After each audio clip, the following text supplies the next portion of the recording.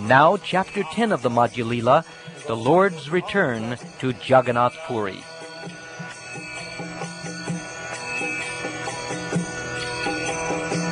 Shri Krishna Caitanya caritamrta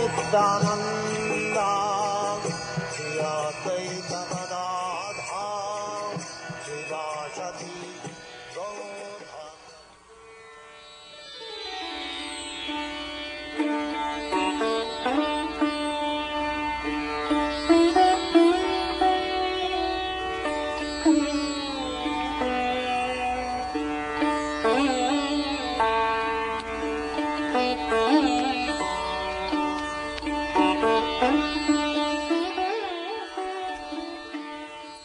I offer my respectful obeisances unto Lord Sri Caitanya Mahaprabhu, who is compared to a cloud that pours water on fields of grain, which are like devotees suffering due to a shortage of rain. Separation from Sri Caitanya Mahaprabhu is like a drought, but when the Lord returns, his presence is like a nectarian rain that falls on all the grains and saves them from perishing. All glories to Lord Chaitanya. All glories to Nityananda. All glories to Advaita Chandra. And all glories to all the devotees of Lord Chaitanya.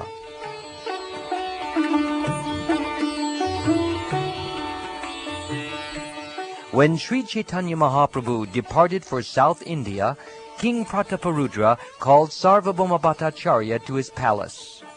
When Sarvabhauma Bhattacharya met with the king offered him a seat with all respects and inquired about news of Sri Caitanya Mahaprabhu. The king said to the Bhattacharya, "I have heard that one great personality has come from Bengal and is staying at your home. I have also heard that he is very, very merciful. I have also heard that this great personality has shown you great favor. At any rate, this is what I hear from many different people. Now, being merciful upon me, you should do me the favor of arranging an interview." The Bhattacharya replied, "All that you have heard is true, but as far as an interview is concerned, it is very difficult to arrange. Sri Caitanya Mahaprabhu is in the renounced order and is very much detached from worldly affairs. He stays in solitary places, and even in dreams he does not grant interviews to a king. Still, I would have tried to arrange your interview, but he has recently left to tour South India." The king asked, "Why has he left Jagannatha Puri?" "Such are the pastimes of a great personality. Great saints go to holy places of pilgrimage in order to purify them. For that reason, Caitanya Mahaprabhu is visiting many tirthas and delivering many, many conditioned souls. In the Srimad Bhagavatam, King Yudhishthira said to Vidura, 'Saints of your caliber are themselves places of pilgrimage. Because of their purity, they are constant companions of the Lord. Therefore, they can purify even the places of pilgrimage.' A Vaishnav travels to places of pilgrimage to purify them and reclaim fallen conditioned souls. This is one of the duties of a Vaishnav. Actually, Sri Caitanya Mahaprabhu is not a living entity, but the Supreme Personality of Godhead himself. Consequently, he is a fully independent controller, yet in his position as a devotee, he carries out the activities of a devotee." Upon hearing this, the king replied, "Why did you allow him to leave? Why didn't you fall at his lotus feet and keep him here?" "Sri Caitanya Mahaprabhu is the Supreme Personality of Godhead himself and is completely independent. Being Lord Krishna himself, he is not dependent on anyone. Still, I endeavored very hard to keep him here, but because he is the Supreme Personality of Godhead and completely independent, I was not successful." "Bhattacharya, you are the most learned and experienced person I know. Therefore, when you address Sri Caitanya Mahaprabhu as Lord Krishna, I accept this as the truth. When Sri Caitanya Mahaprabhu returns again, I wish to see him just once in order to make my eyes perfect." Sarvabhauma Bhattacharya replied, His Holiness Lord Sri Caitanya Mahaprabhu will return very soon. I wish to have a nice place ready for him, a place solitary and peaceful. Lord Chaitanya's residence should be very secluded and also near the temple of Jagannath. Please consider this proposal and give me a nice place for him. Kashi Mishra's house is exactly what you require. It is near the temple and is very secluded and calm and quiet. After saying this, the king became very anxious for the Lord to return. Sarvabhauma Bhattacharya then went to Kashi Mishra to convey the king's desire. When Kashi Mishra heard the proposal, he said, I am very fortunate that Sri Caitanya Mahaprabhu, the Lord of all Prabhus, will stay at my home. Thus all the residents of Jagannatha Puri, which is also known as Purushottam, were very anxious to meet Sri Caitanya Mahaprabhu again. While all the residents of Jagannatha Puri were thus anxious, the Lord returned from South India.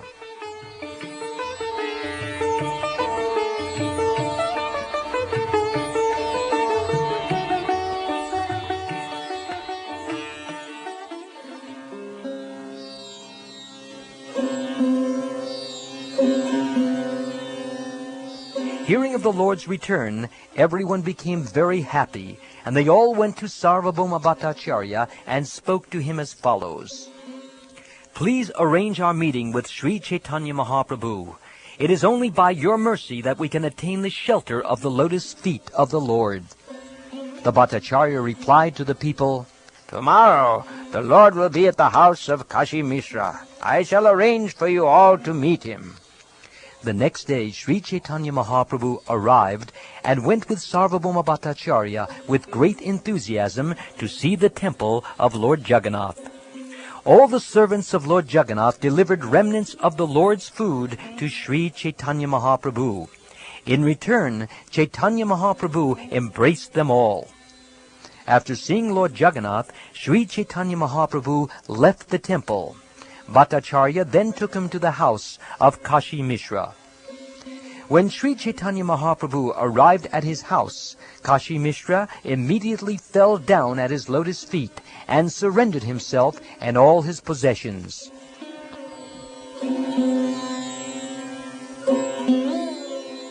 Sri Caitanya Mahaprabhu then showed Kashi Mishra his four-armed form. Then, accepting him for his service, the Lord embraced him. Sri Caitanya Mahaprabhu next sat down at the place prepared for him, and all the devotees, headed by Lord Nityananda Prabhu, surrounded him. Sri Caitanya Mahaprabhu was very happy to see his residential quarters, in which all his necessities were taken care of. Sarvabhauma Bhattacharya said, This place is just befitting you. Please accept it. It is the hope of Kashi Mishra that you do. My body belongs to all of you. Therefore I agree to whatever you say. After this, Sarvabhauma Bhattacharya, sitting at the right hand of the Lord, began to introduce all the inhabitants of Purushottam, Jagannatha Puri. The Bhattacharya said, My dear Lord, all these people who are residents of Nilachal, Jagannatha Puri, have been very anxious to meet you. In your absence, all these people have been exactly like thirsty chataka birds, crying in disappointment. So you kindly please accept them. Sarvabhauma Bhattacharya first introduced Janardhan, saying, Here is Janardhan, servant of Lord Jagannath. He renders service to the Lord when it is time to renovate his transcendental body. And this is Krishna Das. He carries a golden cane. And here is Shiki Mahiti, who is in charge of writing. And this is Pradyumna Mishra, who is chief of all the Vaishnavas. He is a great servitor of Jagannath, and his name is Das. And this is Murari Mahiti, the brother of Shiki Mahiti. He has nothing other than your lotus feet. And here are Chandaneshwar, and Singaswar, Murari Brahman, and Vishnu Das. They are all constantly engaged in meditating on your lotus feet. This is Paramananda Prahararaj, who is also known as Mahapatra. He is very, very intelligent. And all these pure devotees serve as ornaments to Jagannatha Puri. They are always undeviatingly meditating upon your lotus feet. After this introduction, everyone fell to the ground like rods. Merciful upon them all, Sri Chaitanya Mahaprabhu embraced each and every one of them. At this time, Bhavananda Rai appeared with his 4 sons, and all of them fell down at the lotus feet of Sri Chaitanya Mahaprabhu. Sarvabhauma Bhattacharya continued, This is Bhavananda Rai, the father of Sri Ramananda Rai, who is his first son. Sri Chaitanya Mahaprabhu embraced Bhavananda Rai, and with great respect spoke of his son Ramananda Rai. Sri Chaitanya Mahaprabhu honored Bhavananda Rai by saying, "The glories of a person who has a jewel of a son like Ramananda Rai cannot be described within this mortal world. You are Maharaj Pandu himself, and your wife is Kunti Devi herself. All your highly intellectual sons are representatives of the 5 Pandavas." After hearing Sri Chaitanya Mahaprabhu's praise, Bhavananda Rai submitted, I am in the 4th class of the social order, and I engage in mundane affairs. Although I am very fallen, you have still touched us. This is proof that you are the Supreme Personality of Godhead. Appreciating Sri Chaitanya Mahaprabhu's favor, Bhavananda Rai also said, Along with my home and riches, servants, and 5 sons, I surrender myself at your lotus feet. This son, Vaninath, will remain at your lotus feet to always immediately attend to your orders and serve you. My dear Lord, please consider me your relative. Do not hesitate to order whatever you desire at any time you desire it. Sri Chaitanya Mahaprabhu accepted Bhavananda Rai's offer, saying, I accept without hesitation, because you are not an outsider. Birth after birth you have been my servant, along with your family members. Sri Ramananda Rai is coming within 5 to 7 days. As soon as he arrives, my desires will be fulfilled. I take great pleasure in his company. Saying this, Sri Chaitanya Mahaprabhu embraced Bhavananda Rai. The Lord then touched the heads of his sons with his lotus feet.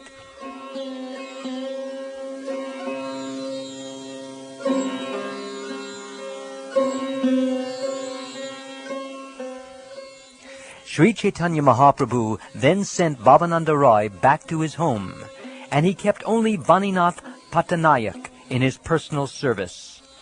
Sarvabhauma Bhattacharya then asked all the people to leave. Afterward, Sri Chaitanya Mahaprabhu called for Kala Krishnadas, who accompanied the Lord during his South Indian tour. Sri Chaitanya Mahaprabhu said, My dear Bhattacharya, just consider this man's character. He went with me to South India. He left my company to associate with the Bhattaharis, but I rescued him from their company and brought him here. Now that I have brought him here, I am asking him to leave. Now he can go wherever he likes, for I am no longer responsible for him. Hearing the Lord reject him, Kala Krishnadas began to cry. However, Sri Chaitanya Mahaprabhu, not caring for him, immediately left to take his noon lunch.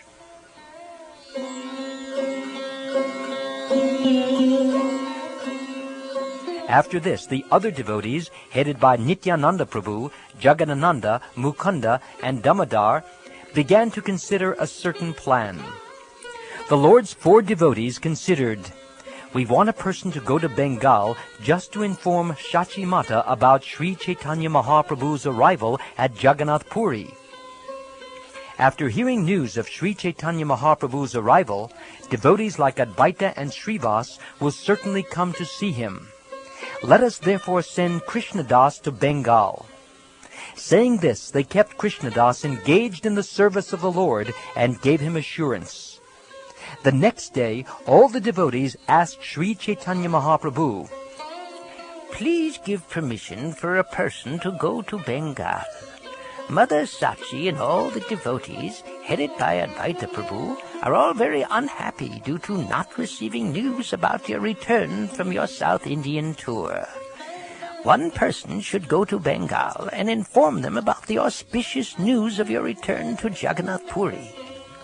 Upon hearing this, Sri Chaitanya Mahaprabhu replied, "Do whatever you decide."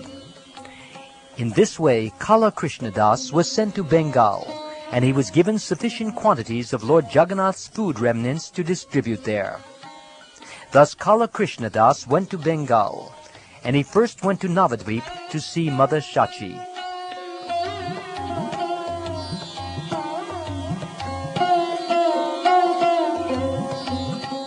Upon reaching Mother Shachi, Kala Krishnadas first offered his obeisances and delivered the food remnants, or Mahaprasad. He then informed her of the good news that Sri Chaitanya Mahaprabhu had returned from his South Indian tour. The good news gave much pleasure to Mother Shachi as well as to all the devotees of Navadvip headed by Srivas Thakur. Hearing of Lord Chaitanya's return to Puri, everyone became glad. Krishnadas next went to the house of Advaitacharya. After paying him respectful obeisances, Krishnadas offered Mahaprasad to Advaitacharya. He then informed him of the news of Lord Chaitanya in complete detail. When Advaitacharya Goswami heard of Sri Chaitanya Mahaprabhu's return, he became very pleased. In his great ecstasy of love, he made a rumbling sound and danced and chanted for a long time.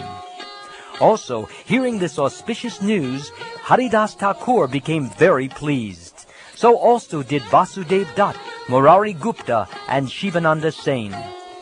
Acharya Ratna, Bakrishvar Pandit, Acharya Nidhi, and Gadadhar Pandit were all very pleased to hear the news. Sri Ram Pandit, Damodar Pandit, Sriman Pandit, Vijaya, and Sridhar were also very pleased to hear it. Raghava Pandit, the son of Advaitacharya, and all the devotees became very satisfied. Everyone was very much pleased, and together they arrived at the house of Advaitacharya. All the devotees offered respectful obeisances at the lotus feet of Advaitacharya, and in return Advaitacharya embraced them all. Advaitacharya then held a festival that lasted 2 or 3 days. Thereafter, they all made a firm decision to go to Jagannatha Puri. All the devotees met together at Navadvip and, with Mother Shachi's permission, departed for Niladri, Jagannatha Puri.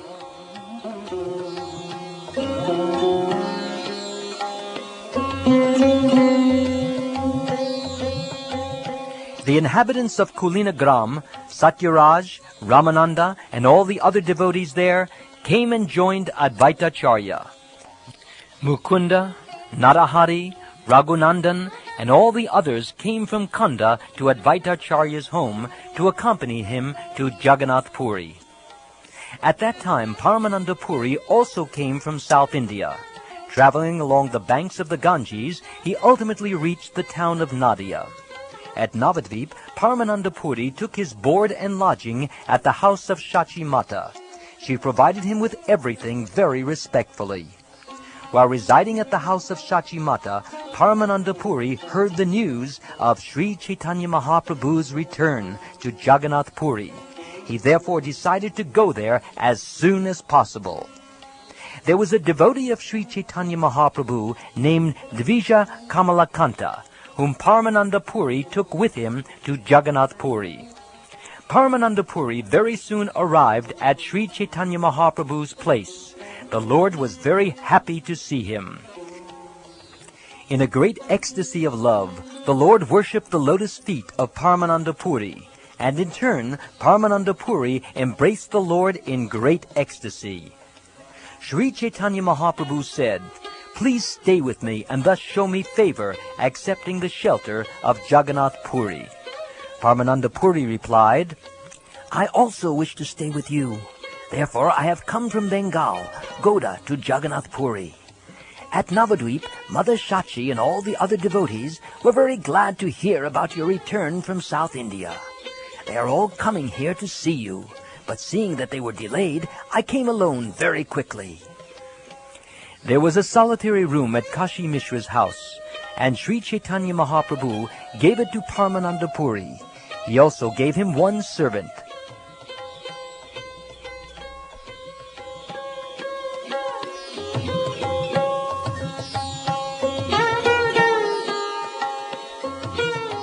Svarup Damodar also arrived the next day.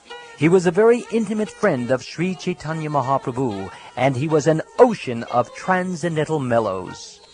When Svarup Damodar was residing at Navadvip under the shelter of Sri Chaitanya Mahaprabhu, his name was Purushottam Acharya. After seeing that Sri Chaitanya Mahaprabhu accepted the renounced order, Purushottam Acharya became like a madman and immediately went to Varanasi to take sannyas. At the conclusion of his sannyas, his spiritual master, Chaitanyananda Bharati, ordered him, "Read Vedanta Sutra and teach it to all others." Svarup Damodar was a great renunciate, as well as a great learned scholar. With heart and soul, he took shelter of the Supreme Personality of Godhead, Sri Krishna. He was very enthusiastic to worship Sri Krishna without disturbance. Therefore, it was almost in madness that he accepted the sannyas order.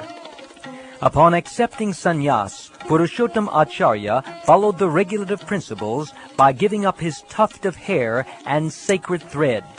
But he did not accept the saffron-colored dress. Also, he did not accept a sannyasi title, but remained as a Naishtika brahmachari or lifetime celibate.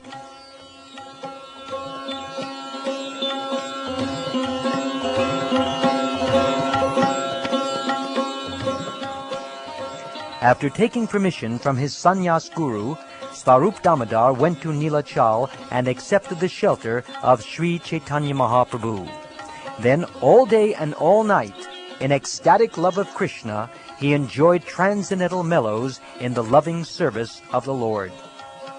Svarup Damodar was the limit of all learned scholarship, but he did not exchange words with anyone. He simply remained in a solitary place, and no one could understand where he was.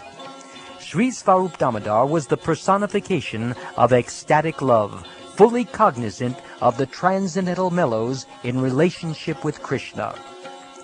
He directly represented Sri Chaitanya Mahaprabhu as his second expansion.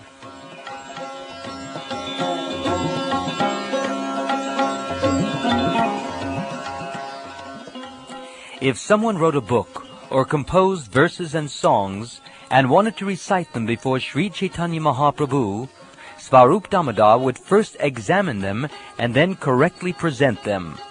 Only then would Sri Chaitanya Mahaprabhu agree to listen. Sri Chaitanya Mahaprabhu was never pleased to hear books or verses opposed to the conclusive statements of devotional service. The Lord did not like hearing rasa bas, the overlapping of transcendental mellows. It was the practice for Svarup Damodar Goswami to examine all literatures to find out whether their conclusions were correct. Only then would he allow them to be heard by Sri Chaitanya Mahaprabhu.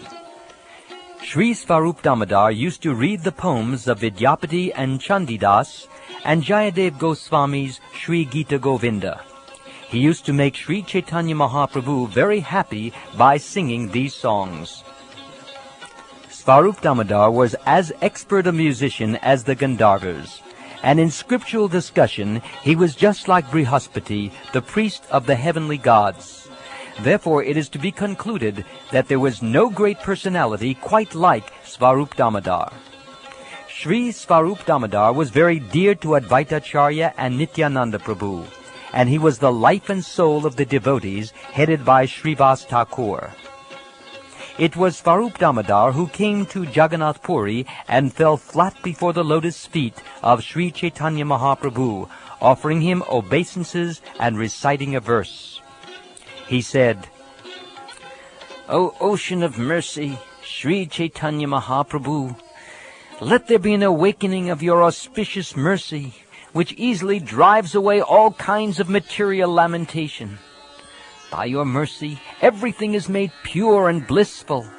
It awakens transcendental bliss and covers all gross material pleasures.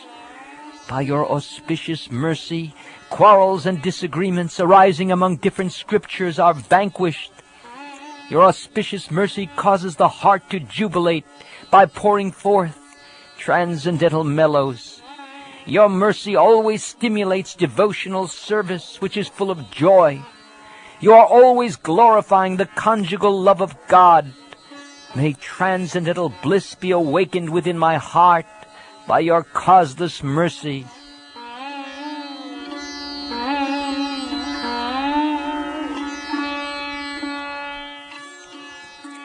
Sri Chaitanya Mahaprabhu raised Svarup Damodar to his feet and embraced him. They both became ecstatic in love and fell unconscious. After they had both regained their patience, Sri Chaitanya Mahaprabhu began to speak. Sri Chaitanya Mahaprabhu said, "I saw in a dream that you were coming, and so this is very auspicious. I have been like a blind man, but your coming here restores my vision." Svarup said, "My dear Lord, please excuse my offense. I gave up your company to go elsewhere, and that was my great mistake. My dear Lord, I do not even possess a trace of love at your lotus feet. If I did, how could I go to another country? I am therefore a most sinful man. I gave up your company, but you did not give me up. By your merciful rope, you have bound me by the neck and brought me back again to your lotus feet." Svarup Damodar then worshipped the lotus feet of Nityananda Prabhu, and Nityananda in turn embraced him in the ecstasy of love. After worshipping Nityananda Prabhu, Svarup Damodar met Jagannatha, Mukunda, Shankara, and Sarvabhauma, as was befitting. Svarup Damodar also offered his worshipful prayers at the lotus feet of Paramananda Puri, who in return embraced him in ecstatic love. Sri Chaitanya Mahaprabhu then gave Svarup Damodar residence in a solitary place, and ordered one servant to serve him with a supply of water and other necessities.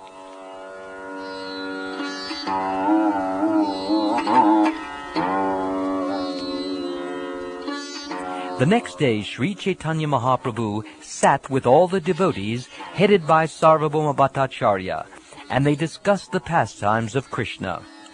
At that time, Govinda appeared on the scene, offered his respectful obeisances, and spoke submissively. "I am the servant of Ishvara Puri. My name is Govinda, and following the orders of my spiritual master, I have come here. Just before his departure from this mortal world, to attain the highest perfection, Ishvara Puri told me that I should go to Sri Chaitanya Mahaprabhu and render service unto him. Kashishvar will also come here after visiting all the holy places.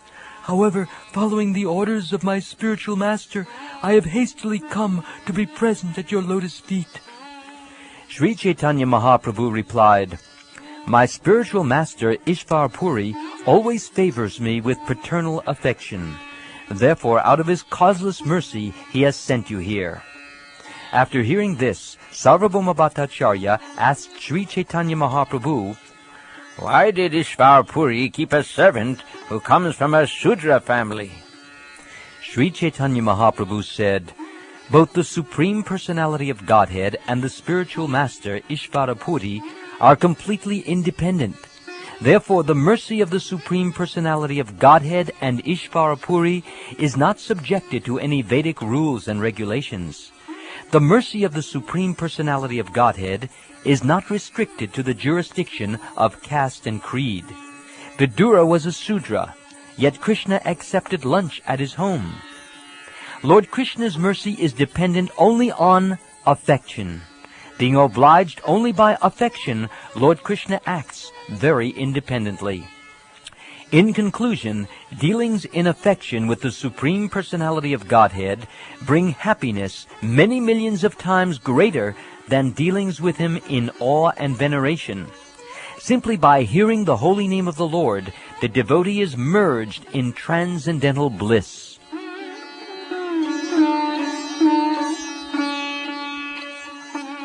After saying this, Sri Chaitanya Mahaprabhu embraced Govinda, and Govinda in turn offered his respectful obeisances unto Sri Chaitanya Mahaprabhu's lotus feet. Sri Chaitanya Mahaprabhu then continued speaking to Sarvabhauma Bhattacharya. Consider this point. The servant of the spiritual master is always respectable for me. As such, It is not befitting that the Guru's servant should engage in my personal service. Yet my spiritual master has given this order. So what shall I do?" Sarvabhauma Bhattacharya said, "The order of the spiritual master is very strong and cannot be disobeyed. That is the injunction of the Shastras, the revealed scriptures. Being ordered by his father, Parasuram killed his mother Renuka, just as if she were an enemy. Lakshman, the younger brother of Lord Ramachandra, immediately engaged himself in the service of his elder brother and accepted his orders. The order of the spiritual master must be obeyed without consideration."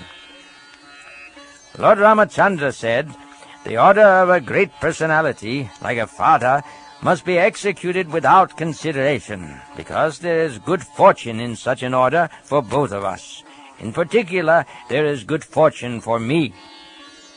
After Sarvabhauma Bhattacharya said this, Sri Chaitanya Mahaprabhu embraced Govinda and engaged him in the service of his personal body. Everyone respected Govinda as the dearest servant of Sri Chaitanya Mahaprabhu, and Govinda served all the Vaishnavas and saw to their needs. Both Haridas Sr. and Haridas Jr., who were musicians, as well as Ramai and Nandai, used to stay with Govinda. They all remained with Govinda to serve Sri Chaitanya Mahaprabhu. Therefore, no one could estimate the good fortune of Govinda.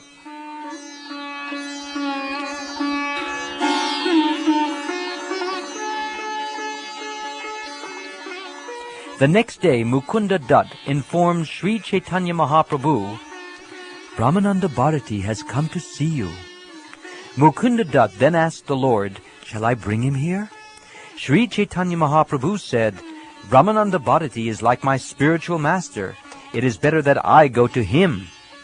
After saying this, Sri Chaitanya Mahaprabhu and his devotees came before the presence of Brahmananda Bharati. When Sri Chaitanya Mahaprabhu and his devotees approached him, they saw that he was covered with a deerskin. Seeing this, Sri Chaitanya Mahaprabhu became very unhappy. Seeing Brahmananda Bharati thus attired, Sri Chaitanya Mahaprabhu pretended not to see him. Instead, he asked Mukunda Dutt, "Where is Brahmananda Bharati, my spiritual master?" Mukunda Dutt replied, "Here is Brahmananda Bharati in your presence." "You are incorrect. This is not Brahmananda Bharati. You must be talking of someone else, for this is surely not Brahmananda Bharati. You simply have no knowledge. Why should Brahmananda Bharati wear a deerskin?" When Brahmananda Bharati heard this, he thought, "My deerskin is not approved by Sri Chaitanya Mahaprabhu." Thus, admitting his mistake, Brahmananda Bharati thought, "He spoke well. I put on this deerskin only for prestige. I cannot cross over the ocean of nescience simply by wearing a deerskin. From today on, I shall not wear this deerskin." As soon as Brahmananda Bharati decided this, Sri Chaitanya Mahaprabhu, understanding his mind, immediately sent for the robes of a sannyasi. As soon as Brahmananda Bharati gave up his deerskin and covered himself with sannyasi robes, Sri Chaitanya Mahaprabhu came and offered his respects at his lotus feet. Brahmananda Bharati said, "You instruct the general populace by your behavior. I will not do anything against your wishes. Otherwise, you will not offer me respects, but will neglect me, and I am very much afraid of this. At the present moment, I see two Brahmins. One Brahmin is Lord Jagannath, who does not move, and the other Brahmin, who is moving, is you. Lord Jagannath is Archa Vigraha, the worshipable deity, and it is he who is the non-moving Brahmin. However, you are Lord Sri Chaitanya Mahaprabhu, and you are moving here and there. Both of you are the same Brahmin, master of material nature, but you are playing two parts, one moving and one not moving. In this way, two Brahmins are now residing at Jagannatha Puri, Purushottam. Of the two Brahmins, you are fair-complexioned, and the other, Lord Jagannath, is blackish. However, both of you are delivering the whole world." Sri Caitanya Mahaprabhu replied, "Actually, to tell you the truth, due to your presence, there are now 2 Brahmins at Jagannatha Puri. Both Brahmananda and Godahari are moving, whereas the blackish Lord Jagannath is sitting tight and immobile." Brahmananda Bharati said, "My dear Sarvabhauma Bhattacharya, please become the mediator in this logical argument between Sri Caitanya Mahaprabhu and me. The living entity is localized, whereas the Supreme Brahman is all-pervading. That is the verdict of the revealed scriptures. Sri Caitanya Mahaprabhu purified me by taking away my deerskin. This is proof that he is all-pervasive and all-powerful, and that I am subordinate to him. As it is said in the Mahabharata, his bodily hue is golden, and his whole body is like molten gold. Every part of his body is very beautifully constructed and smeared with sandalwood pulp. Accepting the renounced order, the Lord is always equipoised. He is firmly fixed in his mission of chanting the Hare Krishna mantra, and he is firmly situated in his dualistic conclusion and in his peace. All the symptoms mentioned in the verse from Vishnu Sahasranam Stotra are visible in the body of Sri Caitanya Mahaprabhu. His arms are decorated with ornamental bangles made of sandalwood pulp and with the thread received from the Sri Jagannath deity." After hearing this, Sarvabhauma Bhattacharya rendered his judgment, saying, "Ramananda Bharati, I see you are victorious." Sri Caitanya Mahaprabhu immediately said, "I accept whatever Brahmananda Bharati has said. It is quite all right with me." Sri Caitanya Mahaprabhu thus posed himself as a disciple and accepted Brahmananda Bharati as his spiritual master. He then said, "The disciple is certainly defeated in an argument with the spiritual master." Brahmananda Bharati immediately countered these words, saying, "This is not the cause of your defeat. There is another cause. This is your natural characteristic. You accept defeat at the hands of your devotee. This is also another glory of yours, which I ask you to hear attentively. I have been meditating on the impersonal Brahman since my birth, but since I have seen you, I have fully experienced Krishna. Since I have seen you, I have been feeling the Lord's presence in my mind, and have been seeing him before my eyes. I now want to chant the holy name of Lord Krishna. Over and above this, within my heart, I consider you to be Krishna, and I am therefore very eager to serve you." Bilvamangal Thakur abandoned his impersonal realization for the realization of the personality of Godhead. I now see that my condition is similar to his, for it has already changed. Although I was worshipped by those on the path of monism and initiated into self-realization through the yoga system, I am nonetheless forcibly turned into a maidservant by some cunning boy who is always joking with the gopis. Lord Sri Caitanya Mahaprabhu replied, "You have a deep ecstatic love for Krishna. Therefore, wherever your eyes turn, you simply heighten your Krishna consciousness."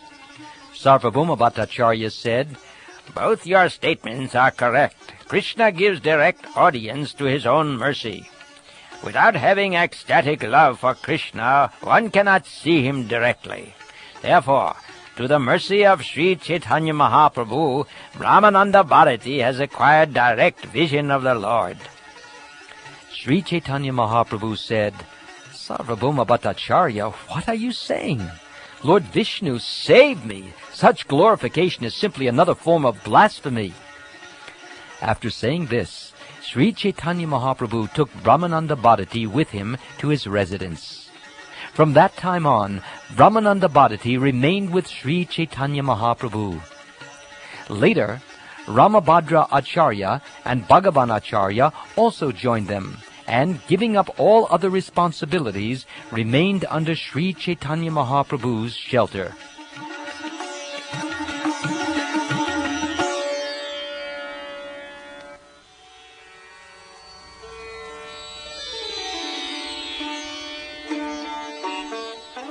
The next day, Kashishvar Goswami also came and remained with Sri Caitanya Mahaprabhu, who received him with great respect. Kashishvar used to usher Sri Chaitanya Mahaprabhu into the Jagannath temple. He would precede the Lord into the crowd and keep the people from touching him. As all the rivers flow into the sea, all the devotees throughout the country finally came to Sri Chaitanya Mahaprabhu's shelter. Since all the devotees came to him for shelter, Lord Sri Chaitanya Mahaprabhu showed them all mercy and kept them under his protection.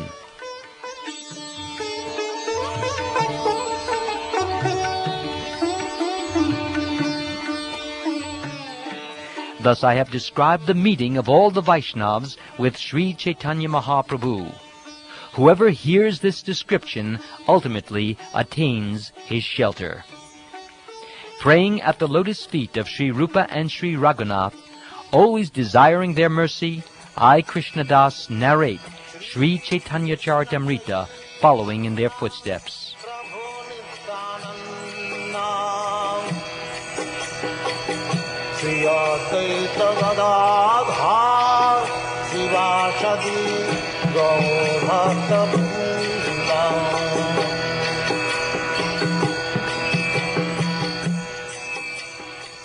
This ends Chapter 10 of the Madhya Lila, the Lord's Return